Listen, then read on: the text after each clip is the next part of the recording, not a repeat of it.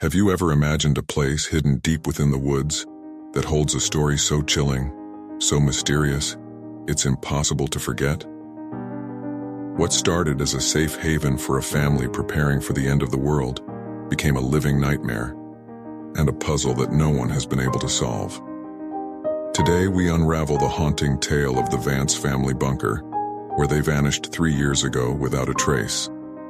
What really happened in that dark, suffocating place, and what unspeakable horrors might still linger there?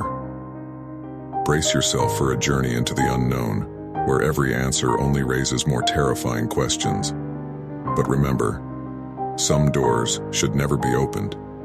If you're enjoying this journey into the unknown, don't forget to join our growing community by subscribing to our channel. We bring you the most spine-chilling, mysterious, and thought-provoking stories every week. Hit that subscribe button and turn on the notifications so you never miss an episode that will keep you on the edge of your seat.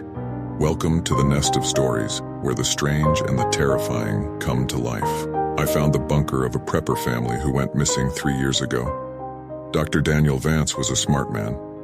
Too smart for his own good, maybe. 40 years old, a lecturer in fluid dynamics with a mind made of shapes and numbers. No one knows why, but one day, on a whim, he crunched the numbers on the apocalypse and came to a troubling conclusion. He didn't share exactly what it was he'd deduced, but given that he immediately quit his job and liquidated his many assets, it's fair to say it wasn't positive. Swept up in the wake of this tremendous upheaval was his wife, a 24-year-old PhD student who had grown infatuated with Daniel some time before. She loved the strange bear of a man who could just as easily build a log cabin as he could explain the idiosyncrasies of an asteroid's orbit. Speaking to Daniel always left you with the profound impression he was right, so when he told her what he wanted to do, she agreed. 15 years and 5 children later, the Vances were living in the distant woods just beyond my hometown. They were enigmatic, richer than the Pope, and extremely serious about their prepper lifestyle. But they were also funny, easygoing, and incredibly compelling to speak to. Larger-than-life survivalists who swept into town with bizarre requests that thrilled local businesses. Vast quantities of cement, iron, lead, and steel were all shipped through the remote mountains so that the Vances could build their shelter. The advanced methods they used to keep it secret were legendary. Daniel had once spent 6 months earning the license necessary to drive HGVs up to his compound so that no one else would lay eyes on it. And on one occasion, when a company had refused his request for GPS tracker-free vehicles, he bought them out wholesale so that they had no choice. So when they stopped appearing in town during the pandemic, when requests for food and goods stopped and all contact was dropped, most attributed it to lockdown. They had a bunker and had spent their entire lives training to be self-sufficient in the face of civilization's collapse. Even Alexander, the youngest at just 3, was already collecting firewood as a chore and learning what local plants were edible. Most of us just assumed that if anyone could ride out COVID without breaking a sweat, it would be the Vances. The reality turned out to be something else. When the worst came to light, we discovered that Daniel had used the pandemic as an excuse for a dry run. The family intended to spend 6 months in lockdown and essentially beta test their fallout bunker. 3 months in, and the sheriff received a distress call on the radio. Coordinates were provided by the hushed voice of a sobbing child that most assume was Alexander, even though that's never been proven.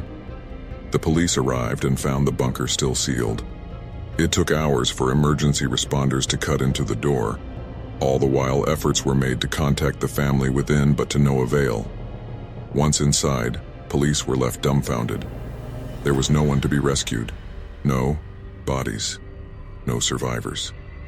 There was evidence the door's locking mechanism had failed and trapped the Vances inside with no way out. But if so, where had they gone? Beds and cots lay everywhere with moldering yellow sheets, buckets close to hand with stains all around them. Some doors were barred, others smashed to pieces. There was even evidence of makeshift quarantines and, in places, what looked like violence. The police, usually a fantastic source of gossip, were not forthcoming until the town demanded answers and the sheriff was forced to offer only the barest of outlines. An outbreak of a waterborne illness had struck the Vances down not long after they were locked inside and unable to seek help. Rumors of contagion were overstated, fueled by the unrelated rise of COVID. Whatever contaminant had killed the Vances, it was non-organic in nature. No need to panic. The Vances' loved ones had been notified. The bunker was going to be demolished, and we could all put this terrible tragedy behind us. Of course, we still had questions, 1,000 of them. Why hadn't the family called for help? They had radios, computers, smartphones too. They were survivalists, not Amish. And where were they? What had happened to their bodies? Why hadn't they simply left? We shouted these and more at the town meeting, but the police simply refused to comment. For most of us, the excitement lasted another week or two, until we realized we weren't getting answers anytime soon. Besides, the pandemic was in full swing, and most of us had other things to worry about. The tragic story eventually faded, until it was just one of those awful things in the town's history that we didn't talk about. I was as guilty as anyone else of just forgetting about it. I certainly never expected to find the bunker out there in the woods, faded police tape still on the open door that hung wide open with scorch marks around the lock. It stood out in the woods like someone had cut a hole right in the fabric of reality. The darkness so deep and black it almost ached to look at. The sight of it made my heart drop into my stomach. It radiated pain. Does that make sense? I think some part of my lizard brain picked out details that wouldn't become apparent to me until I got closer, like the bloody finger streaks that stained the handle from where someone had scrabbled furiously at the lock without success. And the tiny viewing window had been smashed with a hammer that still lay nearby. I needed only to glimpse it to imagine the family taking turns to stand there and scream into the woods, desperate for rescue. Under any other circumstances, I would have run. But I'd gone there looking for my dog, and my light revealed a few wet paw prints making their way down the dusty concrete tunnel. Half Bernese and half collie. Ripley is the sort of dog who trembles in my arms when a storm buffets the windows and needs his paws held when we brush him. I love him. I do not have much of a family or a wife or even many friends. But I have Ripley, and I could no more have turned around and gone home to an empty apartment where I would have to sob my grief away than I could flap my arms and fly. He was my dog, and I'd raised him since he was a puppy, and I wasn't going to leave him out in those woods. I went in after him. I didn't know what to expect, but I knew it wouldn't be good. Whatever the police had found, they'd not only kept most of the morbid details to themselves, they had also lied. The bunker was not demolished or even sealed off. In fact, looking at the occasional blue latex glove tossed aside, and the one or two broken police-issue flashlights, it seemed like the last people inside had been in a hurry to get out. Given this was where 7 people had presumably died, I assumed it was someone's job to clean it all up. But the corridor looked largely untouched. Just a few meters in, and manic writing started to cover the walls, the desperate scrawls of a lone survivor left there to be rediscovered, like cave paintings. Most were deliberations on how to get out. Diagrams, blueprints, equations and formulae, all focused on the door and the circuits responsible for its faulty lock. I instinctively assumed they belonged to Daniel, and that he'd been the last to die. What a god-awful fate for a man to outlive his children. And yet it got worse. Slowly the writing changed from equations and plans to a desperate scrawl. The same few phrases repeated over and over. 5 doors, 5, not 6, 6, didn't make it, 6 doors, 6. It seemed like the kind of thing you'd find in an asylum. A psychotic rambling punctuated only by 6 paragraphs right at the end. Each letter was impeccably neat, and each small paragraph was topped with a beautifully drawn Christian cross. Elliot Vance, aged 15, a gifted guitarist. He liked boys even though he thought I did not know. I loved him with everything I had. He would have made a great man. Alicia Vance, aged 14. She liked to paint and to shoot. She had her mother's mean streak. It would have served her well in the future. Elijah Vance, aged 8. The smartest of us all. These were Daniel's memorials to his family, and seeing the words lit up by my torch was a haunting insight into the overwhelming despair he'd endured. He must have realized he wouldn't get the chance to speak at his family's funerals or to write their obituaries. This was his last desperate way of making sure the world might one day know them as he did. as real people. The words marked the end of the tunnel, standing adjacent to a trap door in the ground. It was not open, but the tunnel came to a dead end immediately afterwards, and Ripley's prints disappeared at the hatch. I feared he might be in danger, but still I stopped and looked at the bunker door 20 meters behind me. The once gloomy forest looked so bright. Even on this cloudy day, the air dotted with rain. A part of me felt like I was leaving the whole world behind as I began to climb the ladder down. I entered a large circular living space that was packed with furniture and little nooks and crannies. The walls were covered with folding beds and tables, and every inch was multifunctional. A dining space could become a sitting space, which in turn might be where someone slept or even exercised. It all depended on what particular bit of furniture you unfolded or unclipped or unfurled. 7 people in close quarters, nowhere near enough privacy. It made sense they went with this cluttered, overlapping use of space. But it was still a large room, bigger than most studio apartments, and there were a few corridors that led deeper into the earth, telling me the bunker had unseen depths. I looked for some sign of my dog and soon found his trail, but this far from the rainy copse, Ripley's prints were starting to fade. After barely a few meters, they petered out vaguely in the direction of a nearby door. I wanted to follow, but stopped myself from rushing onwards. It was unlikely Ripley was getting out any other way, and I'd do us no good getting hurt myself. I decided to take a look around and quickly spotted a dinner table. If I needed proof the police had not bothered with a cleanup, this was it. The plates were still out, the food rotten to a strange blackened husk. A child's hat lay across one place setting, the once creamy fleece turned a sickly green and yellow. The chairs had their backs reinforced with wooden beams fitted with long grooves, so that something the width of a nail could slide into them. And on each of the cushions were foul-smelling stains that looked oddly like an ass print. I touched one with gloved hands and the material crackled audibly. Whatever it was, similar stains were on the cutlery and plates, and there were even handprints of it placed firmly on the tablecloth. At first I thought it was blood, but that wasn't quite right. It was too contained to be from leaking blood. On the back of one of the chairs, a stain tapered exactly where a woman's waist would be, like a near-perfect silhouette. I shivered as I remembered that Miranda Vance had always been a slim woman and wondered how she had left her imprint on the gray fabric. Using my torch, I saw that these stains repeated in the oddest of places. Yes, there were some on beds and blankets and even patches of plain floor, exactly like you might expect in a room full of sick people. But why did one stain on the floor bear such a strong resemblance to a child huddled in the fetal position? And why was the same stuff all over the TV remote, and on books on shelves and board games too? Everything from sofa cushions to DVD boxes to piles of dirty laundry were covered in the same dried brownish material that gave off a foul, coppery miasma.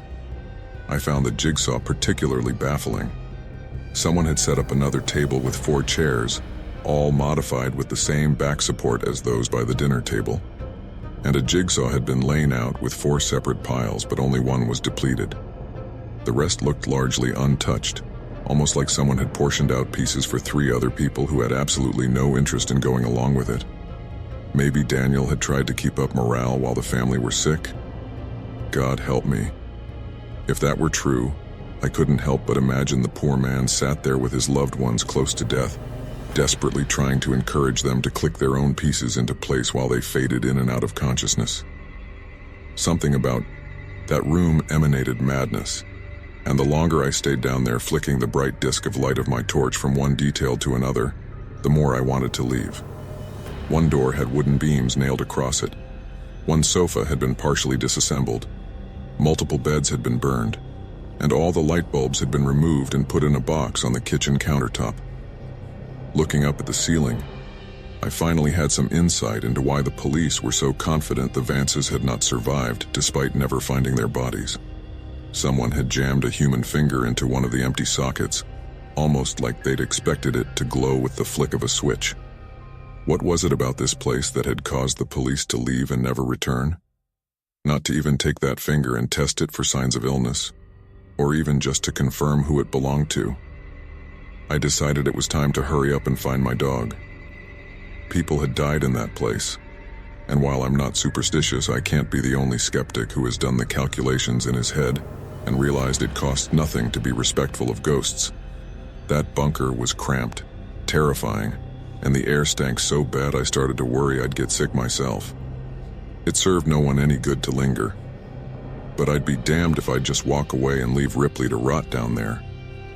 It's not like he could climb a ladder and get out on his own, even if I wasn't entirely sure how he'd gotten down there in the first place. Summoning what little bravery I had left, I called out and broke the silence, something which felt like a terrible taboo in that god-awful place, like screaming in a graveyard. "Ripley." I waited and hoped to hell I'd hear the pitter-patter of his paws, but for the longest of moments there was only the kind of silence that makes you wonder if someone or something in the darkness is holding its breath, trying to look like just another patch of nothing, biding its time until you finally turn around and show it your back. The TV came on with a blurt of white noise that was so loud and so sudden I cried, threw my arms up, and nearly fell backwards onto a rolled-out sleeping bag that looked like it had spent a week in the sewer. By the time I realized what had caused the noise, I could already hear a tinny rendition of Daniel Vance's voice. I realized the issue here. I need to emphasize just how little I understand anything that's... I frowned at the screen as I approached. It showed a greenish infrared view of the bunker with Daniel up front and the dinner table behind him. It was grainy and hard to see, but I could clearly tell that his family were sitting in those chairs. Miranda was first to fall ill. Looking back, it makes perfect sense. Miranda often went into storage to fetch food for cooking, and we found it behind one of the refrigerators, so that's... shit. One of the figures in the background slumped onto the table with a loud clank and sent a plate spinning off onto the ground.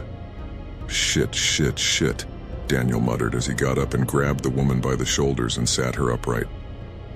"Miranda never did like my cooking."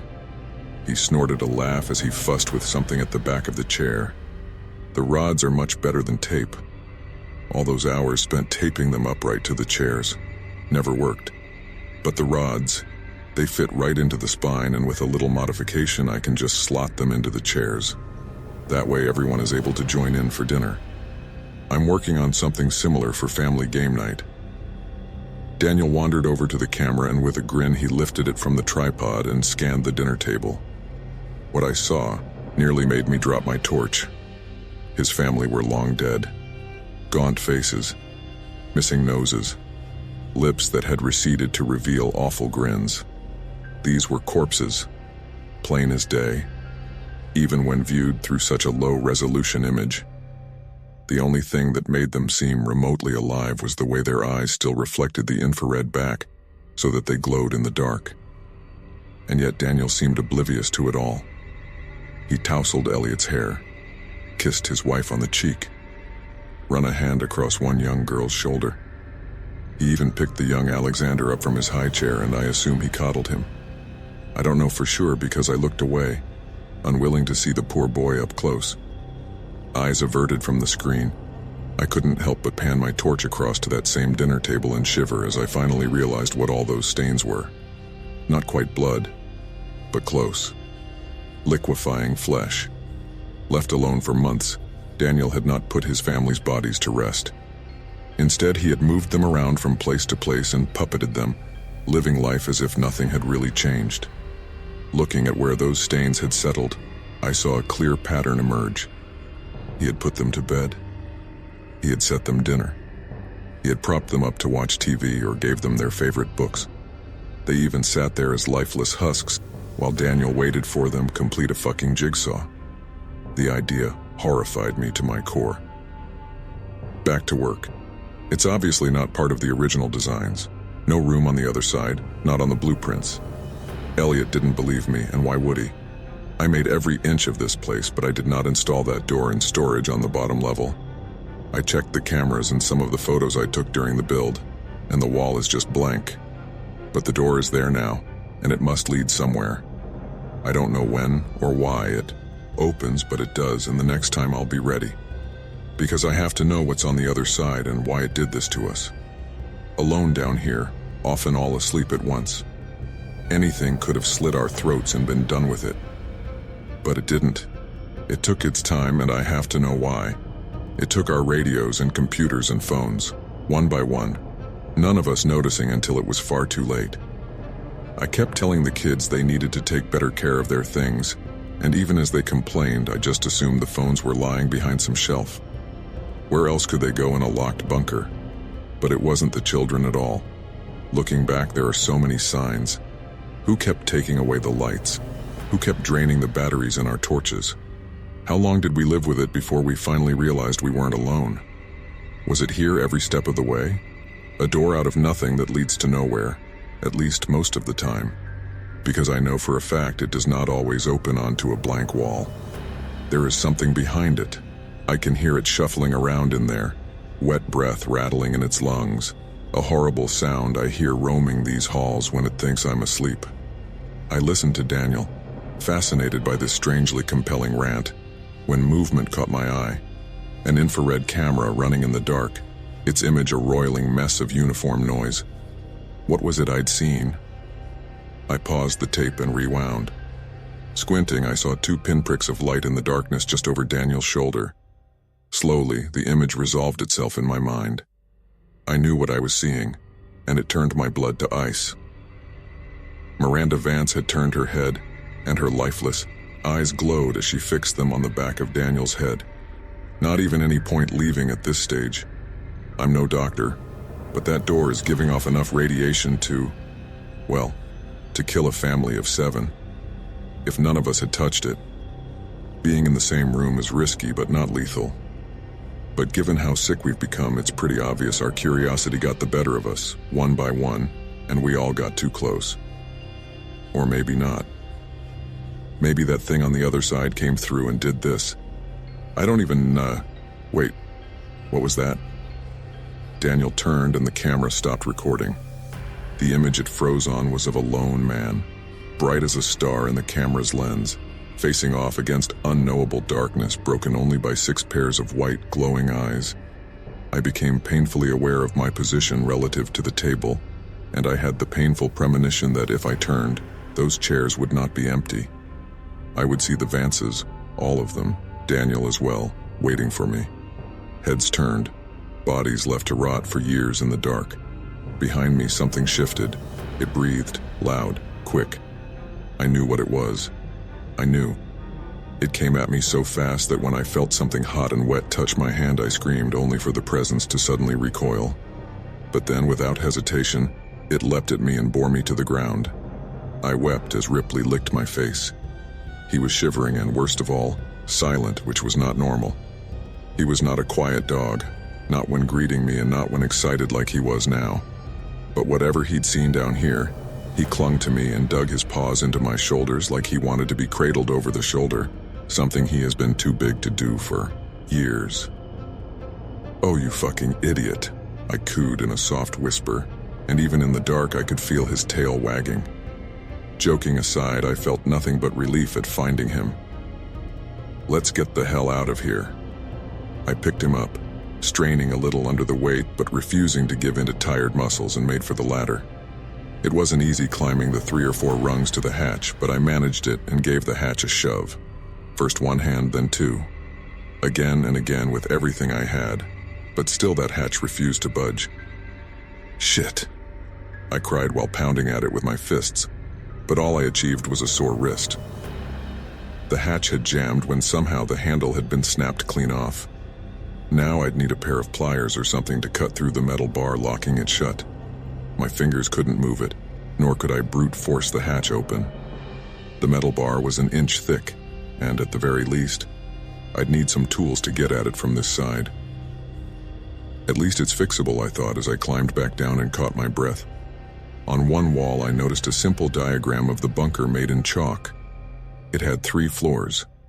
The bottom was storage.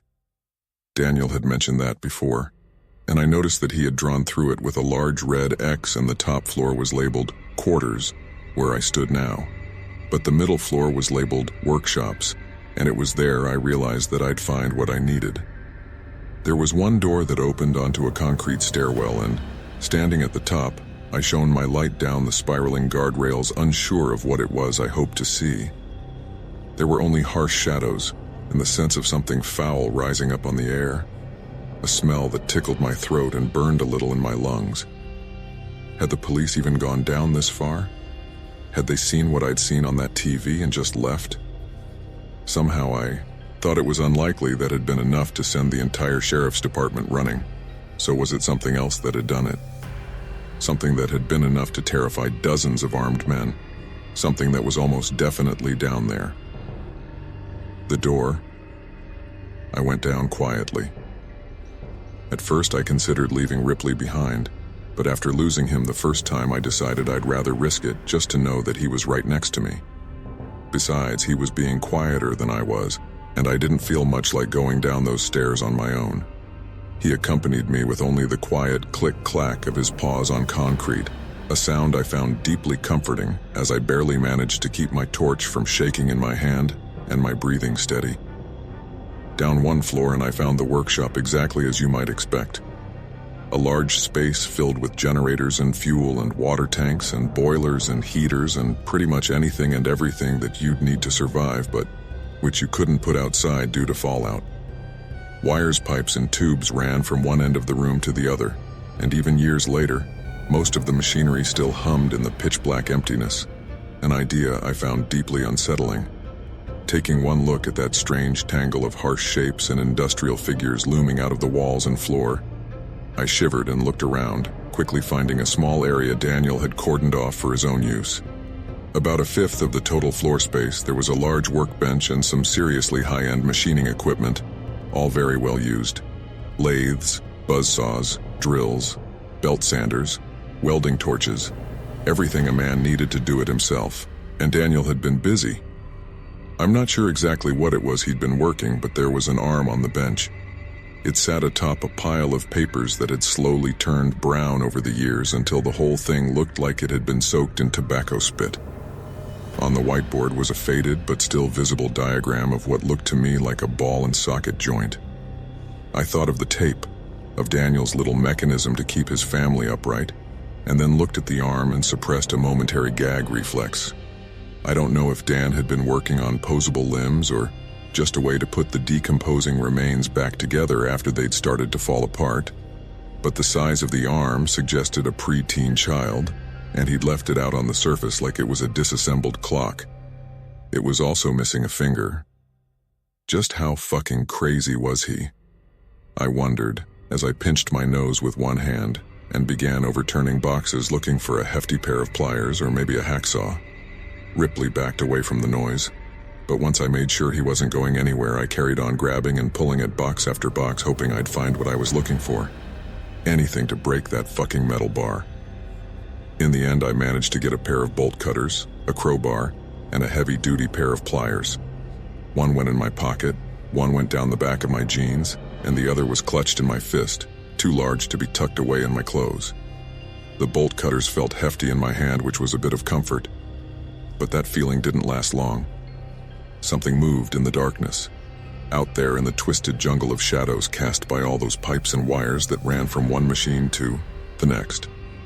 A figure moved, thin but unmistakably human in its outline. I couldn't help but remember what I'd seen on that tape. Surely it couldn't have been real. Maybe Daniel had rigged something up. Some fishing wire and a motor, maybe? The idea that those bodies had been moving on their own. I couldn't be sure of that, could I? It was a frightening idea, one my mind had latched onto out of sheer panic. That was all. And then I saw them, a pair of white pinpricks reflecting back at me from the depths of that cluttered room. Ripley, already behind me, head nuzzled into my leg, pushed even closer against me and let out a barely audible whine under his breath. The behavior of a dog who was terrified, close to pissing himself with fear. Just a bit of metal, I told myself as the light shook so violently in my hand, I struggled to see straight. Just two shiny bits of metal. They blinked and began to come towards me. If I had any doubts left, they were dispersed by the sight of a pale white hand emerging into the light. I ran straight to the stairs and went to climb them, but only 1 or 2 steps in, and I saw something gripping the handrail on the top floor. A moldy clump of flesh only just recognizable as a fist. The flesh withered until the fingers were basically bone. Without meaning to, I brought my light up out of habit, and I saw the bloated face of a hairless corpse glaring down at me. I couldn't even tell you if it had been a teenage girl or the 60-year-old Daniel. Either way, I instinctively turned and found another body shambling towards me out of the workshop. I was trapped. Nowhere to go. By the feel of warm fluid on the back of my leg, I could tell Ripley had finally pissed himself.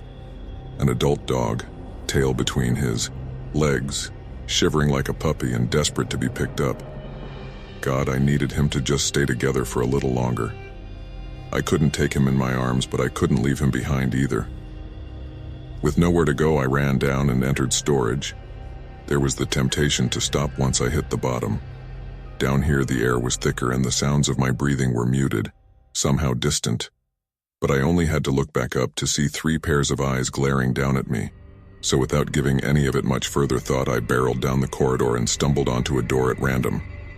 Opening it, I saw what looked like your standard storage room, only most of the shelves had been overturned and the food left to rot on the floor. 1 or 2 shelving units were still upright though, and their shelves were covered in tall, opaque boxes that made them a fantastic hiding spot. That, I decided, would have to be where I crouched down and turned off my light. I was already inside when I realized that wasn't all that was in there. The door almost looked normal.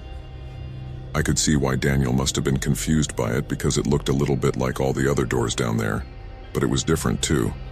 It was too tall and too wide, about 1.5 feet off the ground, and the metal rusted in its entirety, like it had aged out of sync with everything else down there. All around the jamb was a profusion of wet, soppy moss like the kind you find hanging off trees in a swamp. And every few seconds the door would leak something, strange and oily, like the kind of thing you find in a parking lot on a rainy day. Of course, that wasn't too strange in itself, but the leak was horizontal, defying gravity so that every few seconds a large glob of the stuff would whip across the room and slap into the wall opposite, creating a puddle about the size of a man that defied all reason. Remembering Daniel's words about radiation, I instinctively inched away from this puddle and the door on the opposite wall, backing myself into the darkest, quietest corner I could while I pulled Ripley behind me and hoped to hell he wouldn't give me away. Once I was in there, I turned off my light and waited. I must have taken longer than I'd thought to hide Spot because it was barely 2 seconds later when a few figures entered the room. It was pitch black after I'd turned off my torch, but they made enough noise to let me know that at least 2 of them had stumbled in after me. I stayed there, unable to see anything, not sure if they were heading straight for me or just getting ready to leave, forced to hold out and let luck decide my fate. When I finally heard something scrape against the wall barely 2 feet from where I stood, I gave up and switched my light on, desperate to know what was coming for me. The sound had been terribly misleading. Daniel Vance was no more than 6 inches from my face. "Get out," he hissed from a toothless and cracked mouth. A living corpse just like the others, somehow a flash of intelligence remained in those wide, terrified eyes. And then I heard it. The creaking of a door. And without even thinking, I turned the light and saw it on the wall. I saw it open, and behind the strange steel there was more than just plain old concrete. Much more. I saw a raging gullet of flesh, a ringed tube of pulsing muscle lined with teeth the size of hands, a spiraling descent into madness. Hot, fetid air washed into the room, buffeting me and the rotting corpses, all of us paralyzed by what we were seeing, even if for most of the figures beside Daniel and myself, they didn't have eyes to see with. "What the fuck?" I muttered, unable to take my eyes from the flesh tube beyond that doorway. "It's coming," Daniel whispered, as he grabbed me with one fist and hurled me out of the room. I hit the floor and skidded along a slick fluid left by the Vance's footprints, the smell of which turned my stomach. Perhaps the worst detail was that it was cold. I don't know why. I just expected whatever oozed them off them to be feverishly hot. But it wasn't. It soaked my shirt like I'd fallen into a muddy puddle. "It's coming." This voice wasn't Daniel's. I couldn't say for sure, but it sounded like a child's whisper. One by one, the bodies shuffled over to the open door and knelt before it. I don't know why, but I got the impression the others had lost pretty much everything left of their minds, but Daniel remained aware. He looked back at me once more and spoke before he pressed his head to the floor in supplication with the others. The only thing we did wrong was being here for it to torture. It didn't need a reason, just an opportunity. Leave. It won't let us go. It won't even let us die. And if it catches you, it won't let you go either. His forehead kissed the dirt, and then something reached through the door and gripped his head in its palm the way you or I might pick up an apple. In full panic, I ran over and grabbed my dog and the bolt cutters, and I ran like my legs were pistons, machines whose signals of exhaustion and fatigue could not slow me down or cause me to fall. I had to move. I had to leave. The hand that had grabbed Daniel, the sight of it flushed my mind clean like some kind of enema. It hurt to see the image replay in my mind, but there was nothing else in my head echoing around except the sight of fingers with one too many knuckles and nails as large as a smartphone. I reached the top floor and nearly collapsed from breathlessness, but I wouldn't let myself stay down for long. I crawled over to the ladder and climbed up and immediately went to work trying to cut the metal lock. It was held with just one hand, the other clinging to the torch that I kept frantically pointing at the door behind me. And it wasn't long before I fumbled one too many times and dropped my only source of light. No, no, no, no, I mewed. But there was no time to look for it. I had to get out, and I had to get out fast. I couldn't see, but I was sure I could hear something climbing up those stairs, not the steady thump-thump of human feet. No, this was different. This was a rapid pitter-patter of a spider, maybe.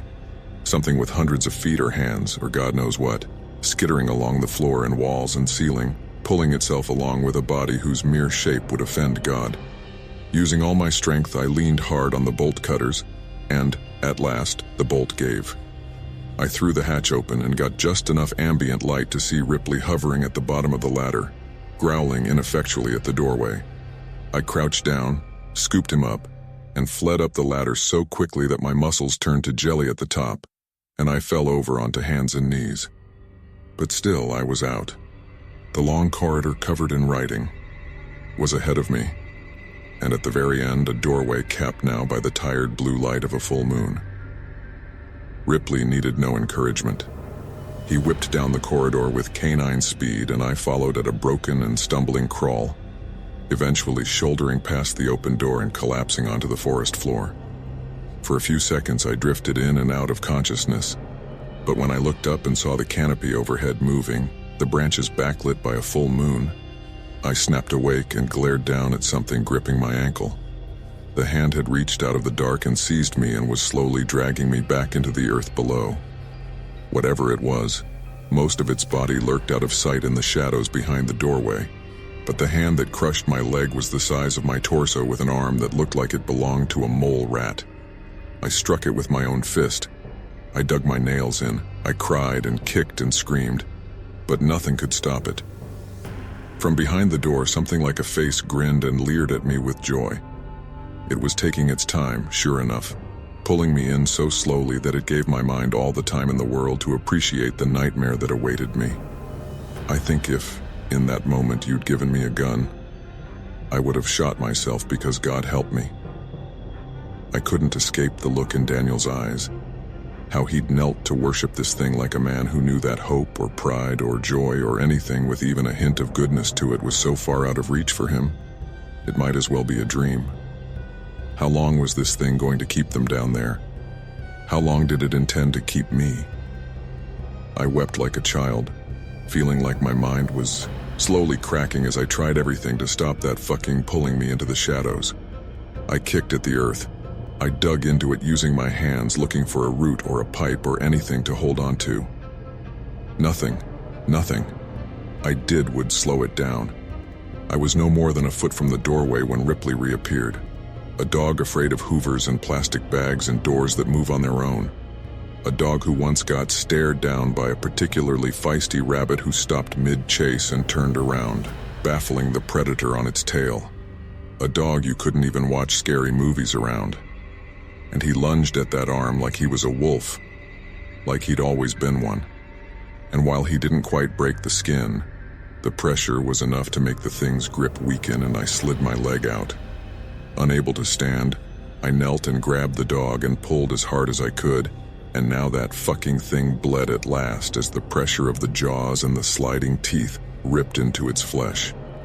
Together, at last, Ripley and I were let go and sent rolling backwards head over hells. I wasted no time waiting or looking or processing.